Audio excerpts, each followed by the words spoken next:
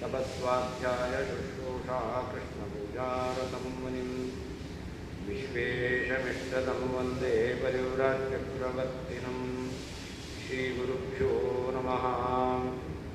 तस्मादनेन सूत्रेण पराभेद्येन सूत्रकृते बबन्धाद्वैतिनां कंठं वाग्बन्धायेति मे मतिः।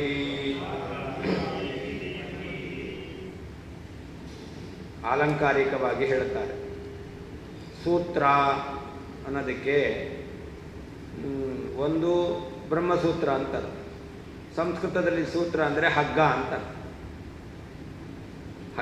ಹಗ್ಗ ಇರೋದು ಯಾತಕ್ಕೆ? ಕಟ್ಲಿಕ್ಕೆ. ಹಾಗೆ ಸೂತ್ರದಿಂದ ವೇದವ್ಯಾಸದರು ಈ ಮಾಯಾವಾದಿಗಳಿದ್ದಾರಲ್ಲ ಅವರ ಕಂಠವನ್ನೇ ಕಟ್ಟಿದ್ದಾರೆ.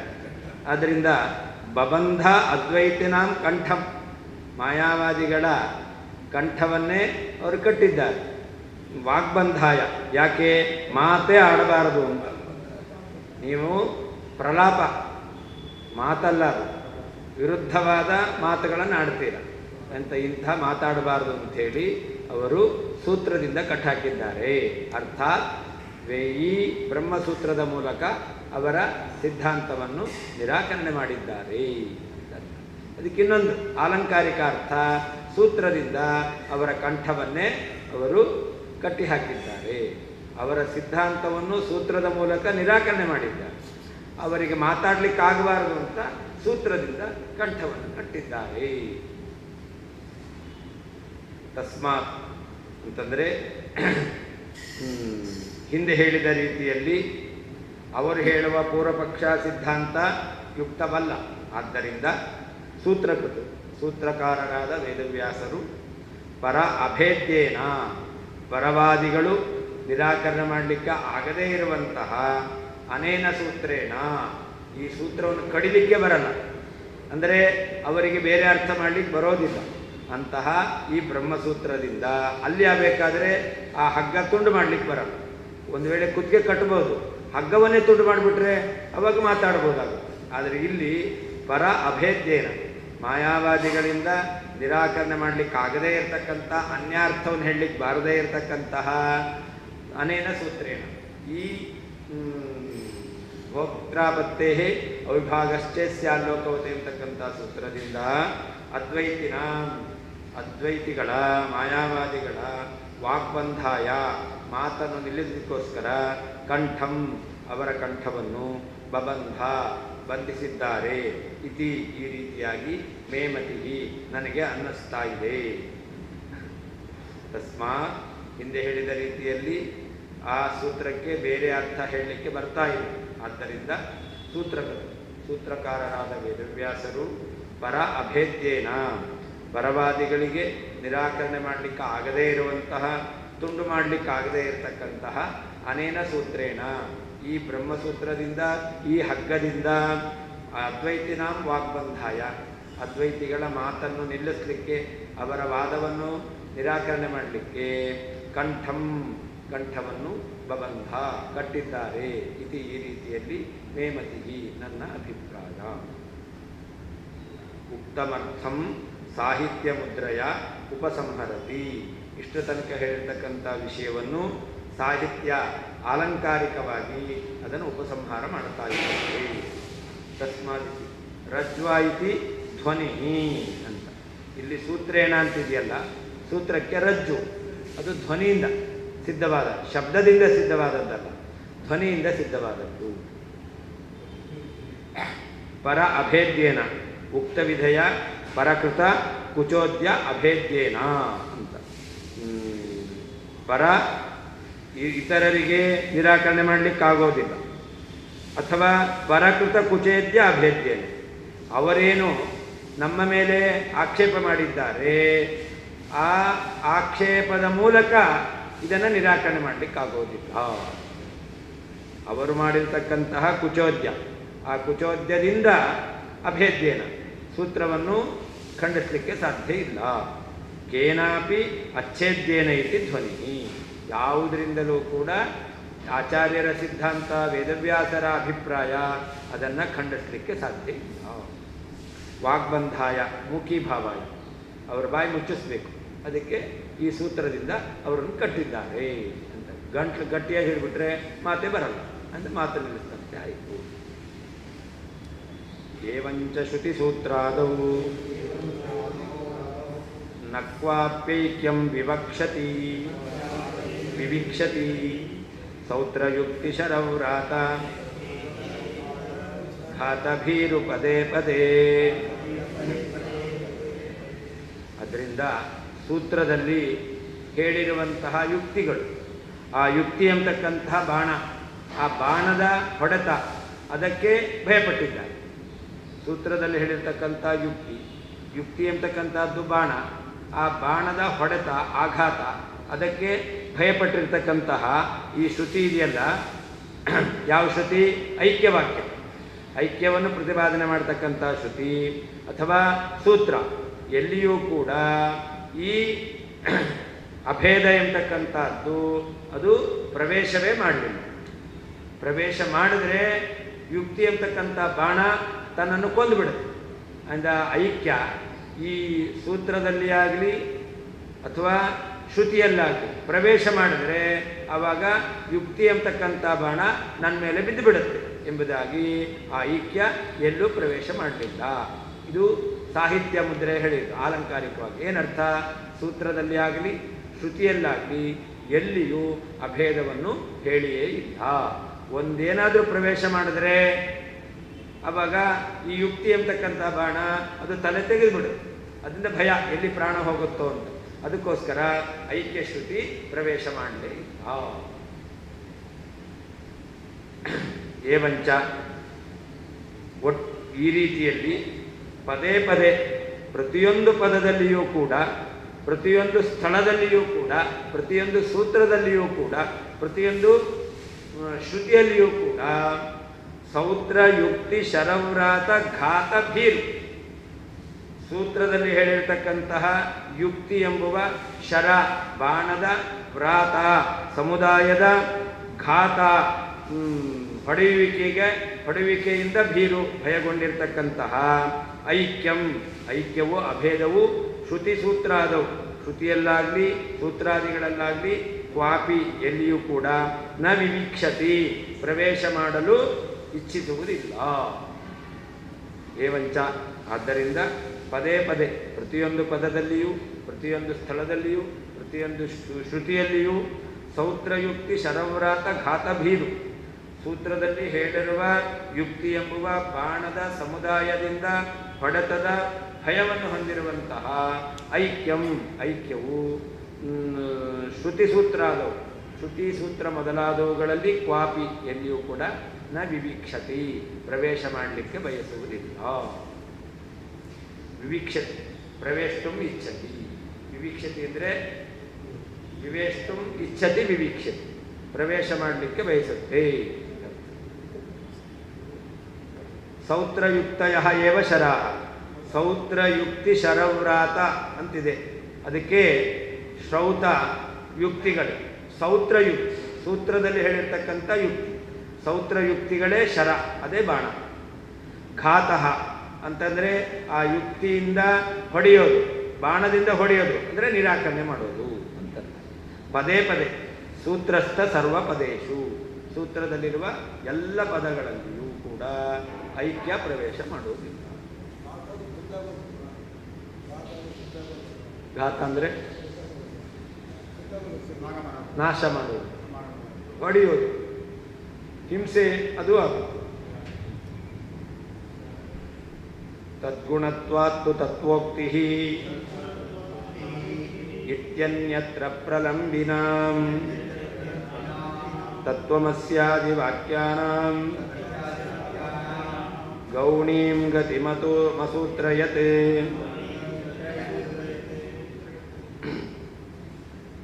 ಇನ್ನ ಅನ್ಯತ್ರ ಅಂತಂದರೆ ಬೇರೆ ಬೇರೆ ಕಡೆಯಲ್ಲಿರ್ತಕ್ಕಂತಹ ವೇದವಾಕ್ಯಗಳು. ಆ ವಾಕ್ಯಗಳು ಯಾವುದು ಅಂತಂದರೆ ತತ್ವಮಸ್ಯಾದಿ ವಾಕ್ಯ. ತತ್ವಮಸಿ ಎಂಬತಕ್ಕಂತಹ ವಾಕ್ಯ, ತತ್ ತ್ವಂ ಅಸಿ ಅಂತ ನೀನು ಬ್ರಹ್ಮ ಆಗಿದ್ದೀಯಾ ಎಂಬುದಾಗಿ ಜೀವಬ್ರಹ್ಮರಿಗೆ ಅಭೇದವನ್ನು ಹೇಳ್ತಾ ಇದೆಯಲ್ಲ ಅಂತ, ಇದು ಅಭೇದ ಬೋಧಕ ಅಲ್ಲ ಅಂತ ಹೇಳಬೇಕು. ಅದಕ್ಕೆ ಉಪಕ್ರಮ ಮಾಡ್ತಾ ಇದ್ದಾರೆ. ತತ್ವಮಸ್ಯಾದಿ ವಾಕ್ಯಾನ, ತತ್ವಮಸಿ ಇತ್ಯಾದಿ ವಾಕ್ಯಗಳಿಗೆ ತದ್ಗುಣತ್ವಾತ್ತು ತತ್ವೋಕ್ತಿ ಅಂತ. ಅದಕ್ಕೇನರ್ಥ? ತದ್ಗುಣತ್ವಾತ್ ತತ್ವೋಕ್ತಿ, ಪರಮಾತ್ಮನ ಗುಣಕ್ಕೆ ಸಮಾನವಾದ ಗುಣವುಳ್ಳವರು, ಆದ್ದರಿಂದ ತತ್ ಅಂತ ಕರೀತಾ ಇದ್ದಾರೆ ಜೀವನನ್ನು. ತ್ವಂ ತತ್ ಅಸಿ, ತತ್ ಅಂತ ತತ್ವ, ಬ್ರಹ್ಮತ್ವವನ್ನು ಹೇಳ್ತಾ ಇದ್ದಾರೆ ಜೀವನಿಗೆ. ಜೀವನಿಗೆ ಬ್ರಹ್ಮತ್ವ ಯಾಕೆ? ಬ್ರಹ್ಮನ ಆಗಿದ್ದಾನೆ ಅಂತ ಅರ್ಥ ಅಲ್ಲ, ಬ್ರಹ್ಮನಲ್ಲಿರುವ ಸಾದೃಶ್ಯ ಇವನಲ್ಲಿ, ಬ್ರಹ್ಮನಂತೆ ಇವನಿದ್ದಾನೆ ಎಂಬುದಾಗಿ ಆ ಜೀವನಲ್ಲಿ ಭಗವಂತನ ಸಾದೃಶ್ಯವನ್ನು ಹೇಳ್ತಾ ಇದ್ದಾರೆ ಅಷ್ಟೇ ಹೊರತು ಪರಮಾತ್ಮನಿಂದ ಅಭೇದವನ್ನು ಹೇಳ್ತಾ ಇಲ್ಲ. ಹೀಗೆ ಇದನ್ನ ಗೌಣೀಂ ಗತಿ, ಗೌಣಿ ವೃತ್ತಿ ನಾನು ಹೇಳದ್ನಲ್ಲ, ಫೋಟೋ ತೋರಿಸಿ ನಾವು ತೋರಿಸ್ತೇವೆ ಇದು ಯಾರು ಅಂತಂದ್ರೆ ವ್ಯಕ್ತಿಯನ್ನು ಹೇಳ್ತೇವೆ, ವ್ಯಕ್ತಿ ಅಲ್ಲ. ಹಾಗಾದರೆ ಆ ವ್ಯಕ್ತಿಯ ಸಾದೃಶ್ಯ ಇದೆ ಅಂತ ಹೇಳಿ ಅದನ್ನು ವ್ಯಕ್ತಿ ಅಂತ ಕರಿತೇವೆ.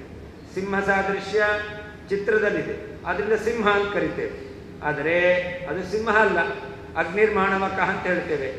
ಈ ಬ್ರಹ್ಮಚಾರಿ ಬೆಂಕಿ ಅಂತ, ಅವನ ಬೆಂಕಿನ ಅವನ ತಲೆ ಮೇಲೆ ಅನ್ನ ಇಟ್ಟು ಅಕ್ಕಿ ಇಟ್ಟರೆ ಬೇಯುತ್ತಾ? ಇಲ್ಲ ತಾನೆ. ಹಾಗಾದರೆ ಅಗ್ನಿರ್ಮಾಣವಕ ಅಂತಂಗೆ ಹೇಳ್ತೀರಾ? ಅಗ್ನಿಯಲ್ಲಿ ಏನು ತೇಜಸ್ಸಿದೆ ಅಂತಹ ತೇಜಸ್ಸಿದೆ ಅಂತ ಅವನಲ್ಲಿ ಆ ಅಗ್ನಿರ್ಮಾಣವಕ ಅಂತ ಸಾದೃಶ್ಯವನ್ನು ಇಟ್ಟುಕೊಂಡು ಹೇಳೋದು. ಹಾಗೆ ಇಲ್ಲಿಯೂ ಕೂಡ ಎಲ್ಲ ಅಭೇದ ಬೋಧಕ ವಾಕ್ಯಗಳಿಗೆ ಇನ್ನೊಂದು ರೀತಿಯಾದ ಅರ್ಥ ಹೇಳಬೇಕು. ಪರಮಾತ್ಮನ ಸಾದೃಶ್ಯವನ್ನು ಹೇಳ್ತಾ ಇದಷ್ಟೇ ಹೊರತು ಪರಮಾತ್ಮನಿಂದ ಅಭೇದವನ್ನು ಹೇಳ್ತಾ ಇಲ್ಲ. ಸೂತ್ರಕಾರರು ಅದನ್ನು ಹೇಳಿದ್ದಾರೆ. ತದ್ಗುಣ ಸಾರತ್ವಾತ್ ತದ್ವ್ಯಪದೇಶ. ತದ್ಗುಣ ಸಾರತ್ವ, ಪರಮಾತ್ಮನ ಅವನು ಗುಣಪೂರ್ಣ, ಅಂತಹ ಪರಮಾತ್ಮನ ಸಾದೃಶ್ಯ ಜೀವನಲ್ಲಿದೆ, ಆದ್ದರಿಂದ ವ್ಯಪದೇಶ. ಆ ಜೀವನನ್ನು ತತ್ ಪರಮಾತ್ಮ ಎಂಬುದಾಗಿ ವ್ಯಪದೇಶ ವ್ಯವಹಾರ ಮಾಡಿದ್ದಾರೆ.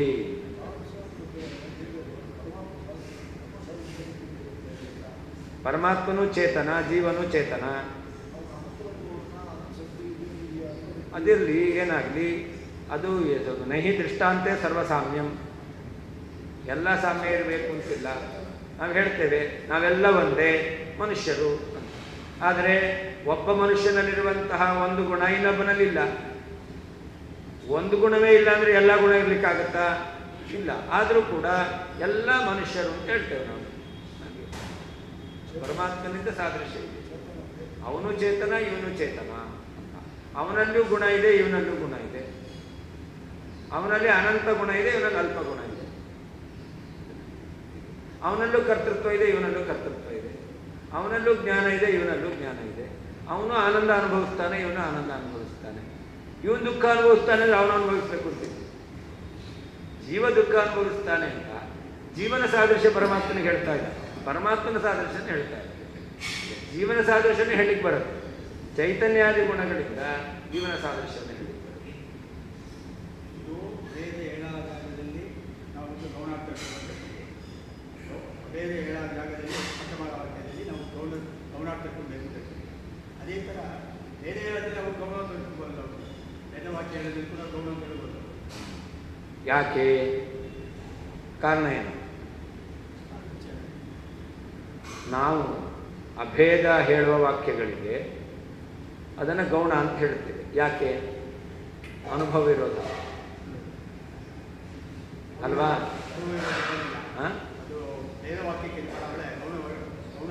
ನಿಮಗೆ ನಾನು ನೀವು ಬೇರೆ, ನಿಮಗೆ ಬರ್ತಾ ಇದೆ ನಾನು ಇವರು ಬೇರೆ ಎಂಬತಕ್ಕಂತಹ ಅನುಭವ ಬರ್ತಾ ಇದೆ. ಈ ಅನುಭವ ಸರಿಯೋ? ನಾನು ಅವನು ಒಂದೇ ಎಂಬತಕ್ಕಂಥ ನಿಮಗೆ ಅನುಭವ ಬಂದಿದೆಯಾ? ಹೇಳ್ರಿ. ನಾನು ಇನ್ನೊಬ್ಬ ವ್ಯಕ್ತಿ ಒಂದೇ ಅಂತ ಅನುಭವ ಬಂದಿದ್ರೆ ಅವಾಗ ಏನು ಹೇಳಬೇಕಾಗಿತ್ತು? ಭೇದವಾಕ್ಯ ಎಲ್ಲವೂ ಕೂಡ ಅದು ಗೌಣಾರ್ಥಕ ಅಂತ ಹೇಳಬೇಕಾಗಿತ್ತು. ಯಾರಿಗೆ ಏತಾದೃಶವಾದ ಜ್ಞಾನ ಇದೆ? ಅಹಂ ಸರ್ವಂ ಖಲು ಬ್ರಹ್ಮ ಯಾರಿಗೆ ಜ್ಞಾನ ಇದೆ? ಅಹಂ ಬ್ರಹ್ಮಾಸ್ಮಿ ಯಾರಿಗೆ ಜ್ಞಾನ ಇದೆ? ಬ್ರಹ್ಮ ಅಂದ್ಕೊಳ್ಳೆ ಕೈ ಮುಗಿತಾನಷ್ಟೇ ಹೊರತು ನಾನೇಂತ ಯಾರು ಹೇಳ್ಕೊಳ್ಳಲ್ಲ. ಹೌದಲ್ವ? ಒಂದು ವೇಳೆ ಅಹಂ ಬ್ರಹ್ಮಾಸ್ಮಿ ಅಂತಕ್ಕಂಥದ್ದು ನನಗೆ ಒಳಗಡೆ ಇದೆ ಅಂತಾಗಿದ್ದರೆ ಏನು ಹೇಳಬೇಕಾಗಿತ್ತು? ಅಹಂ ಬ್ರಹ್ಮಾಸ್ಮಿ ಅಂದರೆ ಎಲೆ ಎತ್ತಬೇಕಾಗಿತ್ತು. ಅಹಂ ಬ್ರಹ್ಮಾಸ್ಮಿ ಬ್ರಹ್ಮ ಅಂದ್ಕೊಳ್ಳಿ, ಶಬ್ದ ಕೇಳಿಸ್ಕೊಳ್ಳಿ ತಲೆ ಬಾಗ್ತಾರೆ, ಹೊರತು ತಲೆ ಎತ್ತಲ್ಲ. ಅವ್ರ ಪ್ರಕಾರ ಗೌಣಾರ್ಥದ ಇಲ್ಲ, ನಾವು ಗೌಣ ಮಾಡಿದ್ದೀವಿ, ಅವ್ರು ಗೌಣಾರ್ಥದ ಹೇಳೋದಿಲ್ಲ.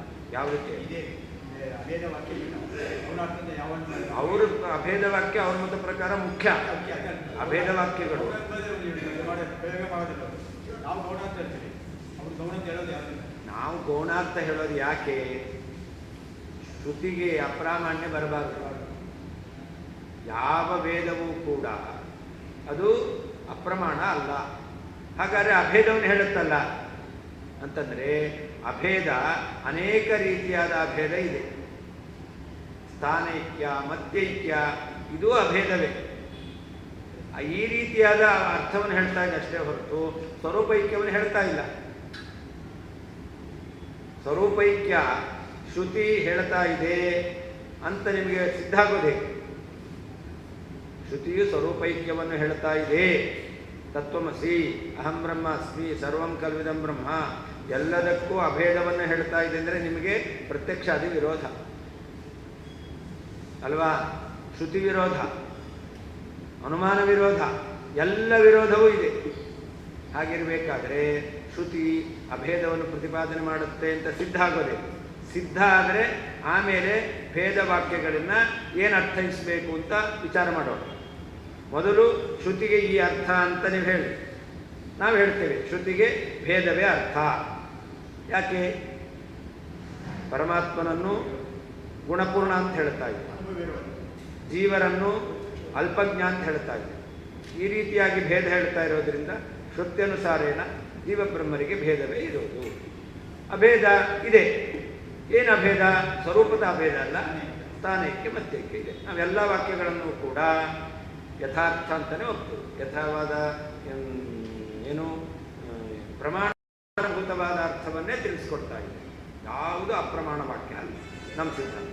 ಅವ್ರು ಹೇಳಿ ಅಷ್ಟೇ ಅಲ್ಲ, ಯಾವುದನ್ನು ನೀವು ಮುಖ್ಯಾರ್ಥ ಅಂತ ಹೇಳ್ತೀರೋ ಅದೇ ಮುಖ್ಯಾರ್ಥ ಅನ್ಲಿಕ್ಕೆ ಏನು ಪ್ರಮಾಣ?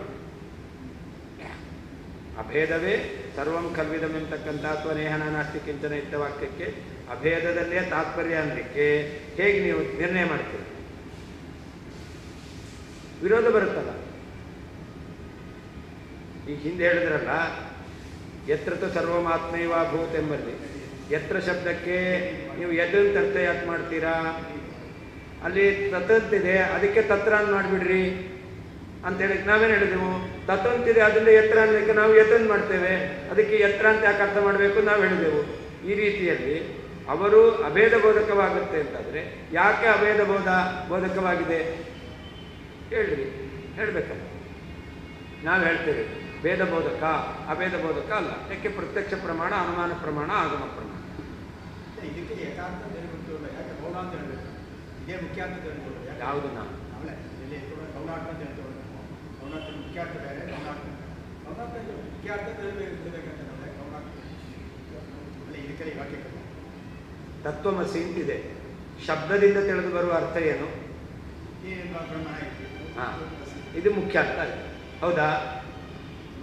ಅದಕ್ಕೆ ಗೌಣಾರ್ಥ ಅಂತ ಹೇಳೋದು. ನೀನು ಬ್ರಹ್ಮ ಸದೃಶನಾಗಿದ್ದೀಯಾ, ಬ್ರಹ್ಮ ಸದೃಶನಾಗಿದ್ದೀಯಾ ಅನ್ನೋದು ಅಲ್ಲ, ಅಲ್ಲ, ಅದು ಗೌಣಾರ್ಥ ಅಲ್ಲ. ಬ್ರಹ್ಮ ಆಗಿದೆಯಾ ಅನ್ನೋದು ಮುಖ್ಯ ಅರ್ಥ. ತತ್ ತ್ವಂ ಅಸಿ, ತ್ವಂ ತತ್ ಅಸಿ, ನೀನು ಬ್ರಹ್ಮನಾಗಿದ್ದೀಯಾ, ಇದು ಮುಖ್ಯ ಅರ್ಥ. ಇದು ಕೂಡಲ್ಲ, ಅದಕ್ಕೆ ಗೌಣಾರ್ಥ ಸ್ವೀಕಾರ ಮಾಡಬೇಕು. ತ್ವಂ ತತ್ಸದೃಶಃ ಅಸಿ ಅಂದರೆ ಮುಖ್ಯಾರ್ಥ ಕೂಡಲ್ಲ, ಗೌಣಾರ್ಥ ಕೂಡಲ್ಲ. ಮುಖ್ಯಾರ್ಥ ಯಾಕೆ ಕೂಡಲ್ಲ? ಅನುಭವ ಇರೋದು.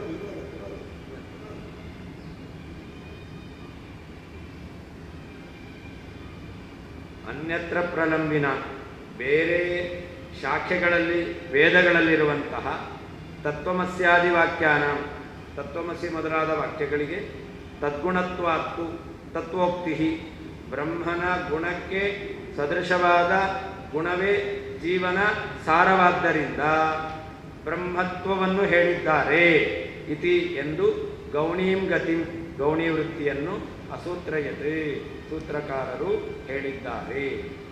ಅನ್ಯತ್ರ ಪ್ರಲಂಬಿನ ಬೇರೆ ಶಾಖೆಯಲ್ಲಿ ವೇದದಲ್ಲಿ ಇರುವಂತಹ ತತ್ವಮಸ್ಯಾದಿ ವಾಕ್ಯಾನಾಂ ತತ್ವಮಸಿ ಮೊದಲಾದ ವಾಕ್ಯಗಳಿಗೆ ತದ್ಗುಣತ್ವಾತ್ತು ತತ್ವೋಕ್ತಿ ಬ್ರಹ್ಮನ ಗುಣಕ್ಕೆ ಸದೃಶವಾದ ಗುಣವೇ ಜೀವನ ಸಾರವಾದ್ದರಿಂದಾಗಿ ಬ್ರಹ್ಮತ್ವವನ್ನು ಹೇಳಿದ್ದಾರೆ ಇತಿ ಎಂಬುದಾಗಿ ಗೌಣೀಂ ಗತಿಂ ಗೌಣಿ ವೃತ್ತಿಯನ್ನು ಅಸೂತ್ರಯತ್ ಸೂತ್ರಕಾರರು ಹೇಳಿದ್ದಾರೆ.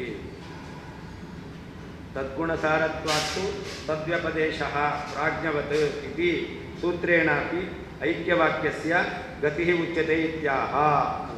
ಇನ್ನೊಂದು ಸೂತ್ರ ಇದೆ, ಇಲ್ಲಿ ಹೇಳಿದರು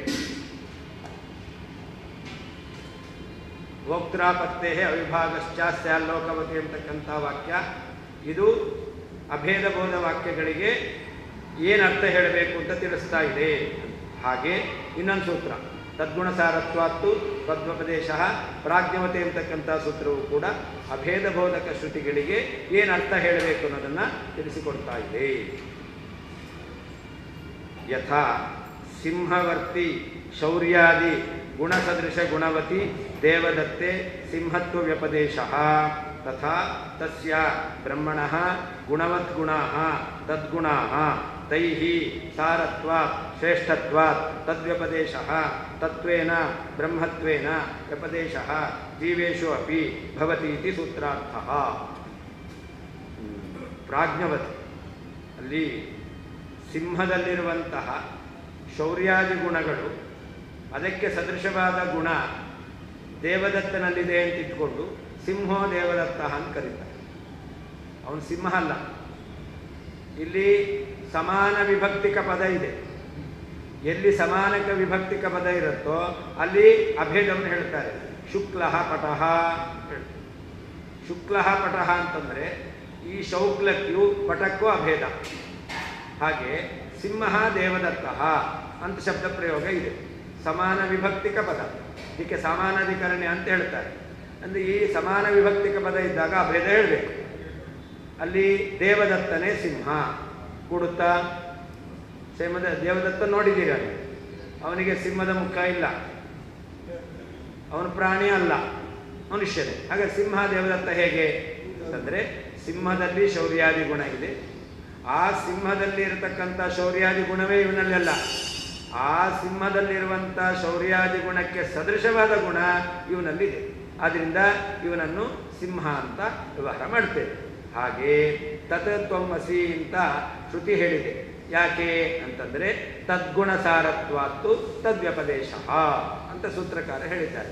ತದ್ ಅಂತಂದರೆ ಪರಮಾತ್ಮ, ಅವನ ಗುಣ ಪರಮಾತ್ಮನ ಗುಣಗಳು, ಅದನ್ನೇ ಹೇಳ್ತಾರೆ. ತಸ್ಯ ಬ್ರಹ್ಮಣಃ ಗುಣವತ್ ಗುಣಾಃ ತದ್ಗುಣಾಃ, ಭಗವಂತನ ಗುಣದಂತೆ ಗುಣ ಉಳ್ಳವನು ತದ್ಗುಣ, ಪರಮಾತ್ಮನ ಗುಣದಂತೆ ಗುಣ, ಚೈತನ್ಯ, ಜ್ಞಾನ, ಆನಂದ, ಕರ್ತೃತ್ವ, ಇಚ್ಛಾ, ಇದೆಲ್ಲ ಪರಮಾತ್ಮನ ಗುಣದಂತೆ ಇರುವಂಥ ಗುಣಗಳು.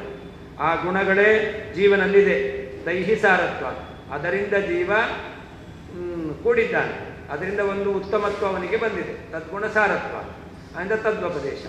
ಅವನನ್ನು ತತ್ ಬ್ರಹ್ಮ ಎಂತಕ್ಕಂಥ ಶಬ್ದದಿಂದ ವ್ಯವಹಾರ ಮಾಡ್ತಾ ಇದ್ದಾರೆ. ತದ್ವಪದೇಶ ತತ್ವೇನ ಬ್ರಹ್ಮತ್ವೇನ ವ್ಯಪದೇಶ. ತತ್ ತ್ವಂ ಅಸಿ ಎಂಬುದಾಗಿ ತ್ವಂ ಜೀವ ತತ್ ಅಂದರೆ ಪರಮಾತ್ಮ. ಯಾಕೆ ಪರಮಾತ್ಮನಲ್ಲಿರುವ ಗುಣ ಅದಕ್ಕೆ ಸದೃಶವಾದ ಗುಣಗಳಿಂದ ಜೀವನಲ್ಲಿ ಉತ್ತಮತ್ವ ಇದೆ ಅಂತ ಜೀವನನ್ನು ತತ್ ಎಂಬುದಾಗಿ ವ್ಯವಹಾರ ಮಾಡುತ್ತಾರೆ ಎಂಬುದಾಗಿ ಸೂತ್ರಕಾರರು ತದ್ಗುಣ ಸಾರತ್ವಾತ್ತು ತದ್ವ್ಯಪದೇಶ ಅಂತ ಹೇಳಿದ್ದಾರೆ. ಈ ಸಮಾನ ವಿಭಕ್ತಿ ಯಾಕೆ ತತ್ವಮಸಿ ಹೇಳಿದರೆ ಸಮಾನ ವಿಭಕ್ತಿ ಯಾಕೆ ತಗೊಂಡ್ಬೇಕು? ಯಾಕೆ ಅದಕ್ಕೆ ಸಂಬಂಧ ತತ್ವಮಸಿ ಹೇಳಿದ್ಮೇಲೆ ಅದಕ್ಕೆ ವಿಭಕ್ತಿ ಇಲ್ಲ, ಒಂದು ಸಮಾನ ವಿಭಕ್ತಿ ಯಾಕೆ ತಗೊಂಡ್ಬೇಕು? ಮತ್ತು ಯಾವ ವಿಭಕ್ತಿ ಅದು? ತತ್ವ ಅನ್ನೋದು ಪ್ರಥಮ ವಿಭಕ್ತಿ ಇಲ್ಲ. ತತ್ವಮಸಿಗೆ ಸಮಾನ ವಿಭಕ್ತಿ ಬರ್ತದೆ. ಸಮಾನ ವಿಭಕ್ತಿ ಯಾಕೆ ಅಲ್ಲಿ ಬರಬೇಕು? ಯಾಕೆ ಬರಬೇಕಂದ್ರೆ ತತ್ವಮಸಿ ಹೇಳಕ್ಕೆ ಹೇಗೆ ತತ್ ಅನ್ನೋದು ಪ್ರಥಮ ವಿಭಕ್ತಿ, ತ್ವಂ ಅನ್ನೋದು ಪ್ರಥಮ ವಿಭಕ್ತಿ, ಅಸಿ ಎಂತಕ್ಕಂಥದ್ದು ಅದು ಕ್ರಿಯಾಪದ. ಅಲ್ಲಿ ಸಮಾನ ವಿಭಕ್ತಿ ಜನಕ್ಕೆ ತತ್ ತ್ವಂ ಅಂತಿದೆಯಲ್ಲ, ಅದು ತುಂಬಿರ್ತಕ್ಕ ಹಾಂ ಆಗಿದ್ದೀಯಾ ಅಂತ ಅದು ಹೇಳೋದು. ನೀನು ಹೇಗಿದೀಯಾ? ಆಗಿದೆಯಾ? ಏನಾಗಿದೆಯಾ? ಬಟ್ಟೆ ಬಿಳಿ ಆಗಿದೆ. ಬಟ್ಟೆ ಬಿಳಿ ಅನ್ನೋದು ನಾವು ಹೇಳ್ತಕ್ಕಂಥ ಶುಕ್ಲಃ ಪಟಃ ಅಸ್ತಿ, ಅಲ್ಲಿ ಅಸ್ತಿನ ಪದ ಇದೆ, ಪ್ರಯೋಗ ಮಾಡಿಲ್ಲ ಅಷ್ಟೇ. ಕ್ರಿಯಾ ಇಲ್ಲದ ವಾಕ್ಯ ಪ್ರಯೋಗ ಇಲ್ಲ. ಕ್ರಿಯೆ ಇಲ್ಲ ಅಂದರೂ ಕೂಡ ಆ ಕ್ರಿಯೆನ ಅಧ್ಯಯನ ಮಾಡಿ, ಕ್ರಿಯಾಪದ ಅಧ್ಯಯನ ಮಾಡ್ಕೊಳ್ಬೇಕು. ಅಹಂ ರಾಮ ಅಂತ ಹೇಳ್ತೇವೆ. ಅಹಂ ರಾಮ ವಾಕ್ಯ ಪೂರ್ಣ ಆಗಲಿಲ್ಲ.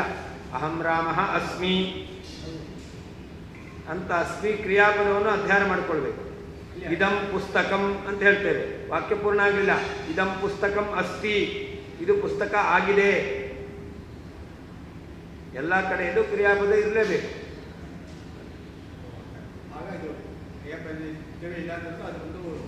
ಕ್ರಿಯಾಪದವನ್ನು ಬಿಟ್ಟಾಗ ಅದು ಕ್ರಿಯಾಪದ ಬೇರೆ, ವಿಭಕ್ತಿ ಬೇರೆ. ನಾವು ಹೇಳಿದ ಸಮಾನ ವಿಭಕ್ತಿಕ ಪದ. ಪದ ನಾನು ಹೇಳ್ತೀನಲ್ಲ, ಶುಕ್ಲಃ ಪಟಃ ಅಂತಿಷ್ಟೇ ಶಬ್ದ ಪ್ರಯೋಗ ಮಾಡಿದೆ. ತತ್ವಂ ಅದೇ. ಆದರೆ ಶುಕ್ಲಃ ಪಟ ಅಸ್ತಿ, ತತ್ವಂ ಅಸಿ ಅಷ್ಟೇ. ಕ್ರಿಯಾಪದ ಬೇಕೇ ಬೇಕು.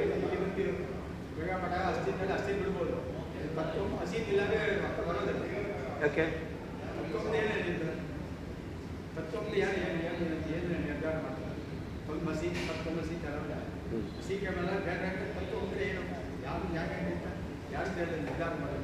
ಬ್ರಹ್ಮ ತ್ವಂ ತತ್ ಬ್ರಹ್ಮ ಅಸಿ. ತತ್ ಅಂದರೆ ಬ್ರಹ್ಮ, ನೀನು ಬ್ರಹ್ಮನಾಗಿದ್ದೀಯಾ. ತತ್ ಅಂತಂದರೆ ಬ್ರಹ್ಮ ಅಂತ ಅರ್ಥ. ಬ್ರಹ್ಮ ಅಂತಕ್ಕಂಥ ಅರ್ಥ ಹೇಗೆ ಬಂತು? ಒಂದು ವ್ಯಾಪ್ತನಾಗಿದ್ದಾನೆ ಅಂತ ಇಟ್ಕೊಳ್ಳಿ ತತ್ ಶಬ್ದಕ್ಕೆ, ಅಥವಾ ಹಿಂದೆ ಪ್ರಕೃತನಾದ ವ್ಯಕ್ತಿ ನೀನು ಅಂತ ಅರ್ಥ. ಹಿಂದೆ ಯಾರ ಬಗ್ಗೆ ಉಪನಿಷತ್ ಹೇಳ್ಕೊಂಡು ಬಂದಿದೆ? ಪರಮಾತ್ಮನ ಬಗ್ಗೆ. ಯಾಕೆ ಅಂತಂದರೆ ಅಲ್ಲಿ ಬಂದದ್ದು ಶ್ವೇತಕೇತುವಿಗೆ ಉದ್ದಾಲಕರು ಉಪದೇಶ ಮಾಡಬೇಕಾದ್ರೆ ಅವ್ರು ಕೇಳ್ತಾರೆ, ಉತತಂ ಆದೇಶಂ ಅಪ್ರಾಕ್ಷ್ಯ ಏನಾಶ್ರುತಂ ಶ್ರುತಂ ಭವತಿ ಅಮತಂ ಮತಂ ಅವಿಜ್ಞಾತಂ ವಿಜ್ಞಾತಂ ಅಂತ ಆ ಪ್ರಶ್ನೆಯನ್ನು ಕೇಳ್ತಾರೆ. ಛಾಂದೋಗ್ಯೋಪನಿಷತ್ತು. ನೀನು ಈ ಉಪದೇಶವನ್ನು ಕೇಳಿದ್ದೀಯಾ? ಏನು ಉಪದೇಶ? ಯಾವ ಒಂದನ್ನು ಕೇಳಿದರೆ ಎಲ್ಲವನ್ನೂ ಕೇಳಿದಂತೆ ಆಗುತ್ತೆ, ಒಂದನ್ನು ತಿಳಿದರೆ ಎಲ್ಲವನ್ನೂ ತಿಳಿದಂತೆ ಆಗುತ್ತೆ, ಒಂದನ್ನು ಕೇಳಿದ್ರೆ ಎಲ್ಲದನ್ನು ಕೇಳಿದಂತೆ ಆಗುತ್ತೆ, ಕೇಳಿದಂತೆ ತಿಳಿದಂತೆ ಮನನ ಮಾಡಿದಂತೆ. ಏನಾಶ್ರುತಂ ಅಮತಂ ಅವಿಜ್ಞಾತಂ ಅಂತ ಮೂರು. ಅಶ್ರುತಂ ಶ್ರುತಂ ಭವತಿ, ಅವಿಜ್ಞಾತಂ ವಿಜ್ಞಾತಂ ಭವತಿ, ಅಮತಂ ಮತಂ ಭವತಿ ಅಂತ ಈ ರೀತಿಯಲ್ಲಿ ಉದ್ದಾಲಕರು ಮಗನನ್ನು ಕೇಳ್ತಾರೆ. ಆವಾಗ ಅವನು ಈ ರೀತಿಯಾದಂತಹ ಅದು ವಿಷಯ ಹೇಗೆ ಸಮಂಜಸ ಆಗುತ್ತೆ ಅಂತ ಪ್ರಶ್ನೆ ಮಾಡ್ತಾರೆ. ಆವಾಗ ಅವರು ಉತ್ತರ ಕೊಡ್ತಾರೆ, ತತ್ವಮಸಿ ಅಂತ. ಈ ರೀತಿಯಲ್ಲಿ ಐತದಾತ್ಮ್ಯವಿದಂ ಸರ್ವಂ ಅಂತ ಏನು ಸಾತ್ಮ ತತ್ವಮಸಿ ಶ್ವೇತಕೇತೋ ಅಂತ ಅವರು ಹೇಳ್ಕೊಂಡು ಬರ್ತಾರೆ. ಹಾಗಾದ್ರೆ ಇಲ್ಲೇನಾಯಿತು? ಆ ಶ್ವೇತಕೇತುವಿಗೆ ತ್ವಂ ತತ್, ಯಾವುದು ಅವಿಜ್ಞಾತವಾದದ್ದು ಜ್ಞಾತವಾದರೆ ಎಲ್ಲವನ್ನೂ ತಿಳಿದಂತೆ ಆಗುತ್ತೆ, ಯಾವುದನ್ನು ಶ್ರವಣ ಮಾಡಿದರೆ ಎಲ್ಲವನ್ನೂ ಶ್ರವಣ ಮಾಡಿದಂತೆ ಆಗುತ್ತೆ, ಯಾವುದನ್ನು ಮನ ಮಾಡಿದರೆ ಎಲ್ಲವನ್ನೂ ಮನನ ಮಾಡಿದಂತೆ ಆಗುತ್ತೆ ಅಂತ ಹೇಳಿದ್ರು. ತತ್ ತ್ವಮಸಿ, ಅಂತಹ ಬ್ರಹ್ಮ ನೀನಾಗಿದ್ದೀಯಾ ಅಂತ ಈ ರೀತಿಯಲ್ಲಿ ತತ್ಶಬ್ದದಿಂದ ಬ್ರಹ್ಮನನ್ನು ಇಟ್ಕೊಳ್ಬೇಕು. ಪೂರ್ವ ಪ್ರಕೃತ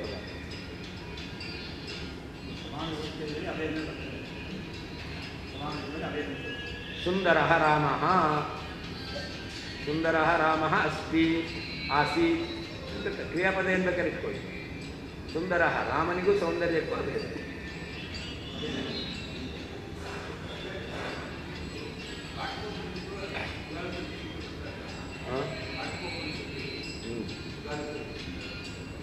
ಕಾಟಿಕೋಪನಿಷತ್ತಿನಲ್ಲಿ ಹೌದು ಹೌದು. ನಚಿಕೇತ ಶ್ವೇತಕೇತು ಸಹೋದರ. ನಚಿಕೇತ ಶ್ವೇತಕೇತು ಅಣ್ಣ ತಮ್ಮನ.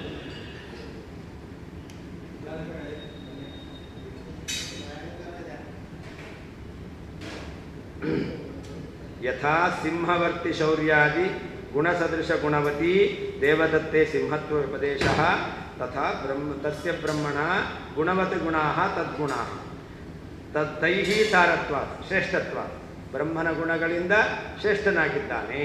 ಆದ್ದರಿಂದಾಗಿ ತದ್ವ್ಯಪದೇಶ ತತ್ವೇನ ಬ್ರಹ್ಮತ್ವೇನ ವ್ಯಪದೇಶ ತತ್ತ್ವಂ ಎಂಬುದಾಗಿ ಉಪದೇಶ ಮಾಡಿದ್ದಾರೆ. ಇತಿ ಜೀವೇಶ್ ವ್ಯಪದೇಶ ಜೀವೇಶ್ವಪಿ ಭವತಿ ಇತಿ ಸೂತ್ರಾರ್ಥ. ಪ್ರಾಜ್ಞವತ್ ಇತಿ ದೃಷ್ಟಾಂತಸ್ತು ವೈದಿಕ ಮರ್ಯಾದೆಯ ಅಂತ. ಪ್ರಾಜ್ಞವತ್ ಅಂತ ಹೇಳಿದ್ದಾರೆ, ಅದು ವೈದಿಕ ಕ್ರಮವನ್ನಿಟ್ಟುಕೊಂಡು ಪ್ರಾಜ್ಞವತ್ ಅಂತ ಹೇಳಿದ್ದಾರೆ. ಯಥಾ ಸರ್ವಸ್ಯ ಪ್ರಾಜ್ಞಾಖ್ಯ ಬ್ರಹ್ಮವತ್ ಸತ್ಯತ್ವಾದಿ ಗುಣವತ್ವಾತ್ ಸರ್ವಂ ಖಲ್ವಿದಂ ಬ್ರಹ್ಮ ಇತಿ ಬ್ರಹ್ಮತ್ವೇನ ಉಕ್ತಿ ತಥಾ ಇತ್ಯರ್ಥ. ಅಲ್ಲಿ ಸರ್ವಂ ಖಲ್ವಿದಂ ಬ್ರಹ್ಮ ಅಂತ ಶ್ರುತಿ ಹೇಳುತ್ತೆ. ಅದು ಯಾಕೆ? ಸರ್ವಸ್ಯ ಪ್ರಾಜ್ಞಾಖ್ಯ ಬ್ರಹ್ಮವತ್ ಸತ್ಯತ್ವ, ಬ್ರಹ್ಮ ಸತ್ಯನಾಗಿದ್ದಾನೆ, ಅದರಂತೆ ಎಲ್ಲವೂ ಸತ್ಯ ಆಗಿದೆ, ಆದ್ದರಿಂದ ಎಲ್ಲವನ್ನು ಬ್ರಹ್ಮ ಅಂತ ಕರೀತಾರೆ. ಎಲ್ಲವನ್ನು ಬ್ರಹ್ಮ ಅಂತ ಕರೆಯೋದು ಯಾಕೆ ಅಂತಂದರೆ ಅದನ್ನೇ ಹೇಳಿದ್ರು, ತದ್ಗುಣ ಸಾರತ್ವ. ಬ್ರಹ್ಮನಲ್ಲಿರ್ತಕ್ಕಂಥ ಗುಣ ಸತ್ಯತ್ವ. ತಾದೃಶ ಸತ್ಯತ್ವ ಎಲ್ಲಿದೆ? ಎಲ್ಲ ಪದಾರ್ಥದಲ್ಲಿದೆ. ಆದ್ದರಿಂದಾಗಿ ಎಲ್ಲವನ್ನೂ ಕೂಡ ಬ್ರಹ್ಮ ಸರ್ವಂ ಖಲ್ವಿದಂ ಎಂಬುದಾಗಿ ಕರೀತಾರೆ ಅಂತ. ಯಾವ ರೀತಿಯಲ್ಲಿ ಶ್ರುತಿಯಲ್ಲಿ ಬಂದಿರುವಂತಹ ಸರ್ವಂ ಖಲ್ವಿದಂ ಎಂಬತಕ್ಕಂತಹ ಶ್ರುತ್ಯರ್ಥ ಅದನ್ನು ನಾವು ಸಾದೃಶ್ಯದಿಂದ ಹೇಳ್ತೇವೋ, ಹಾಗೆ ತತ್ವಮಸಿ ಎಂಬತಕ್ಕಂಥ ವಾಕ್ಯವೂ ಕೂಡ ಅದೇ ರೀತಿಯಲ್ಲಿ ಹೇಳ್ತಾ ಇದೆ.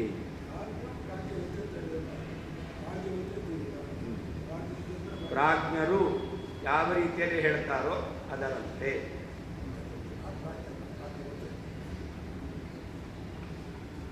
ಜಡಸ್ಯ ಬ್ರಹ್ಮತ್ವಂ ಸರ್ವೈರಪಿ ಸಾದೃಶ್ಯನೇವ ವಕ್ತವ್ಯಂ ಇತ್ಯತಃ ಸಿದ್ಧಪ್ರಾಯತ್ವಾತ್ ಸೂತ್ರಕೃತ ಸಯೇವ ದೃಷ್ಟಾಂತೀಕೃತಃ. ನೋಡಿ, ಸರ್ವಂ ಖಲ್ವಿದಂ ಬ್ರಹ್ಮ ಅಂತ ಜ್ಞಾನಿಗಳು ಹೇಳ್ತಾರೆ. ಪ್ರಾಜ್ಞರು ಪ್ರಯೋಗ ಮಾಡೋದು ಯಾಕೆ? ಎಲ್ಲವೂ ಬ್ರಹ್ಮ ಅಲ್ಲ, ಜಡ ಪದಾರ್ಥಗಳಿಗೆ ಬ್ರಹ್ಮನ ಐಕ್ಯವನ್ನು ಒಪ್ಪಲ್ಲ. ಜ್ಞಾನಿಗಳು ಜಡ ಪದಾರ್ಥಗಳಿಗೆ ಬ್ರಹ್ಮನಿಂದ ಐಕ್ಯವನ್ನು ಒಪ್ಪಲ್ಲ. ಆದರೆ ಜ್ಞಾನಿಗಳು ಸರ್ವಂ ಕಲ್ವಿದಂ ಬ್ರಹ್ಮ ಅಂತ ಹೇಳ್ತಾರೆ.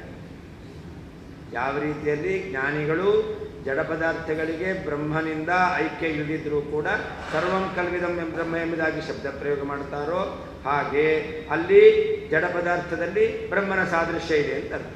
ಹಾಗೆ ಉದ್ದಾಲಕರು ಶ್ವೇತಕೇತುವಿಗೆ ಉಪದೇಶ ಮಾಡಬೇಕಾದ್ರೆ ತತ್ವಮಸಿ ಅಂತ ಹೇಳಿದ್ದಾರೆ. ಆ ಬ್ರಹ್ಮನ ಐಕ್ಯ ತ್ವಂ ಶಬ್ದವಾಚ್ಯನಾದ ಶ್ವೇತಕೇತುವಿನಲ್ಲಿದೆ ಅಂತ ಅರ್ಥ ಅಲ್ಲ, ಸಾದೃಶ್ಯ ಅವನಲ್ಲಿದೆ ಎಂಬುದಾಗಿ ತತ್ವಮಸಿ ಅಂತ ಹೇಳಿದ್ದಾರೆ. ಅದಕ್ಕೆ ಪ್ರಾಜ್ಞೆ ಹೇಳಿ ಅದು ಸಿದ್ಧ. ಜಡ ಪದಾರ್ಥಕ್ಕೆ ಬ್ರಹ್ಮನಿಂದ ಐಕ್ಯ ಇಲ್ಲ, ಹಾಗಾದ್ರೆ ಹೇಳಿದಾರಲ್ಲ ಅಂದರೆ ಬ್ರಹ್ಮ ಸಾದೃಶ್ಯ ಅಂತ ಅರ್ಥ. ಆದ್ದರಿಂದ ಜಡ ಪದಾರ್ಥಗಳಿಗೆ ಬ್ರಹ್ಮನಿಂದ ಐಕ್ಯ ಇಲ್ಲದೇ ಇರೋದ್ರಿಂದಾಗಿ ಆ ಬ್ರಹ್ಮ ಸಾದೃಶ್ಯವನ್ನೇ ಹೇಳಬೇಕು ಎಂಬುದಾಗಿ ಸಿದ್ಧವಾಗಿದೆ ಅಂತ ಇಟ್ಟುಕೊಂಡು ಪ್ರಾಜ್ಞವತ್ ಅಂತ ಹೇಳಿದ್ದಾರೆ. ಜಡಸ್ಯ ಬ್ರಹ್ಮತ್ವಂ ಸರ್ವೈರಪಿ ಸಾದೃಶ್ಯನೇವ ವಕ್ತವ್ಯಂ. ಎಲ್ಲ ಪದಾರ್ಥಗಳಿಗೂ ಬ್ರಹ್ಮತ್ವವನ್ನು ಹೇಗೆ ಹೇಳಬೇಕು? ಜಡ ಪದಾರ್ಥಗಳಿಗೆ ಸಾದೃಶ್ಯದಿಂದಲೇ ಹೇಳಬೇಕು, ಅಭೇದವನ್ನು ಹೇಳಲಿಕ್ಕೆ ಬರೋದೇ ಇಲ್ಲ. ಇತ್ಯತಃ ಸಿದ್ಧಪ್ರಾಯತ್ವ. ಹೀಗೆ ಬ್ರಹ್ಮನ ಸಾದೃಶ್ಯ ಪದಾರ್ಥಗಳಲ್ಲಿ ಸಿದ್ಧವಾಗಿದೆ ಎಂಬುದಾಗಿ ಸೂತ್ರಕೃತ ಸಯೇವ ದೃಷ್ಟಾಂತೀಕೃತಃ ಪ್ರಾಜ್ಞವತಿ ಎಂಬುದಾಗಿ ಅದನ್ನೇ ಉದಾಹರಣೆ ಕೊಟ್ಟಿದ್ದಾರೆ. ಅಸ್ಮಾಭಿಸ್ತು ಮಂದಮತೀನಾಮಪಿ ಉಪಕಾರಾಯ ಲೌಕಿಕ ದೃಷ್ಟಾಂತಃ ಉಕ್ತಃ. ನೀವು ಅದನ್ನೇ ಹೇಳಬೇಕಾಗಿತ್ತು. ನೀವೇನು ಉದಾಹರಣೆ ಹೇಳಿದ್ರಿ ಇಲ್ಲಿ ಅಂತಂದರೆ ಸುರೋತ್ತಮ ತೀರ್ಥರು ಹೇಳ್ಕೊಳ್ತಾ ಇದ್ದಾರೆ. ಸಿಂಹೋ ದೇವದತ್ತಃ ಅಂತ ಉದಾಹರಣೆ ಕೊಟ್ಟರು. ನೀವು ಸರ್ವಂ ಕಲ್ವಿದ ಅಂತಲೇ ಹೇಳಬೇಕಾಗಿತ್ತು. ನೀವ್ಯಾಕೆ ಸಿಂಹೋ ದೇವದತ್ತ ಅಂತ ಉದಾಹರಣೆ ಕೊಟ್ರಿ ಅಂತಂದರೆ ಅವ್ರು ಹೇಳ್ತಾರೆ, ಮಂದಮತೀನ ಶ್ರುತಿಯಲ್ಲಿ ಹೇಳಿದಂಥ ಅರ್ಥವನ್ನು ತಿಳ್ಕೊಳ್ಳಿಕ್ಕೆ ಅಂತಹ ಪ್ರೌಢಮತಿ ಇದ್ದಾರೆ ಅಂತಂದರೆ ಅವರಿಗೆ ಅದಾಯಿತು.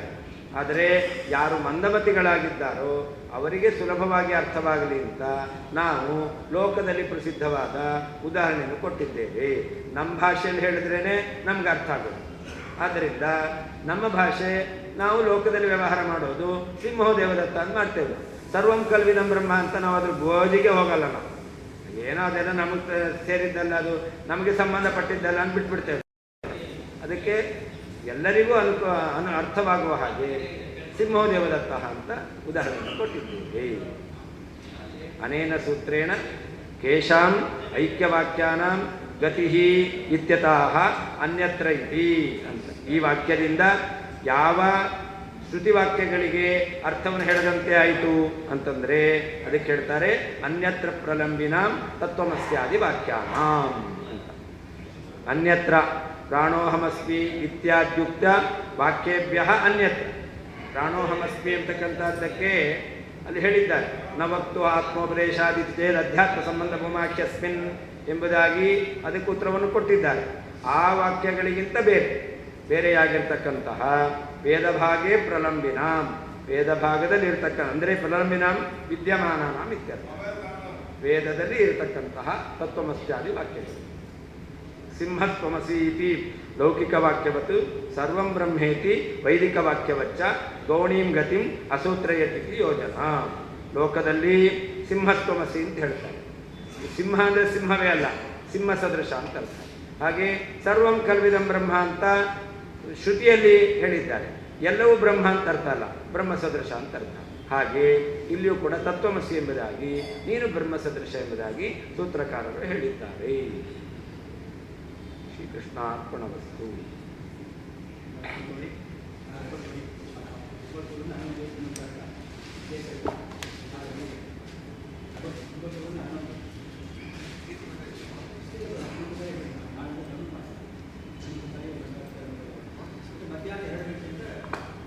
ಬೇಗ ಪಾಠ ಬೇಗ ಊಟ.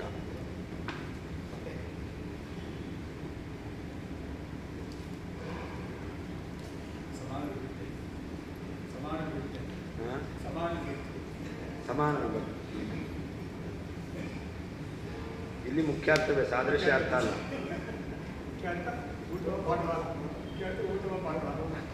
ಅದಕ್ಕೆ ಹೇಳಿದ್ದು ಮೊದಲು ಪಾಠ ಆಮೇಲೆ ಊಟ ಅಂತ ಹೇಳಿದ್ರಿಂದ ಹೇಳಿದ್ದು ಮೊದಲು ಪಾಠ